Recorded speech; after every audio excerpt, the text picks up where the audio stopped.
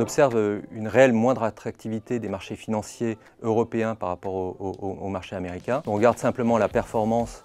On voit que depuis 2009, le marché européen a grimpé de 150% versus un marché américain qui a grimpé de 450%. Si on regarde les banques, la première banque américaine représente la taille des 10 premières banques européennes. Le premier asset manager américain représente 4 fois la taille du premier asset manager européen. Donc on voit qu'il y a réellement un déficit européen en termes d'attractivité. Ça se traduit par des entreprises européennes qui choisissent d'aller plutôt se faire coter aux États-Unis plutôt que coter en Europe. Alors c'est soit d'abord une double cotation, soit un transfert de la cotation comme on a pu voir avec CRH, qui entraîne d'ailleurs parfois le transfert du siège social aux États-Unis.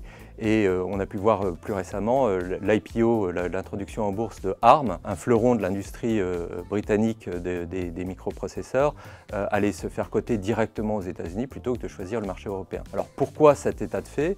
On voit deux raisons principales. D'une part, l'organisation du régime de retraite. C'est vrai qu'aux États-Unis, on a un régime par capitalisation, donc on met de l'argent de côté qui doit être investi pour sa retraite future, et cet argent est investi sur des actifs long terme, donc principalement des actions, alors qu'en Europe, le système de retraite repose principalement sur la répartition, c'est-à-dire que les actifs actuels payent pour les retraités. Deuxièmement, la fragmentation du marché européen, même si on a une certaine convergence, en termes fiscal, en termes juridiques, et en termes d'acteurs de marché, le marché européen reste très éclaté, ce qui n'incite pas à un marché unique et donc un marché profond pour les acteurs.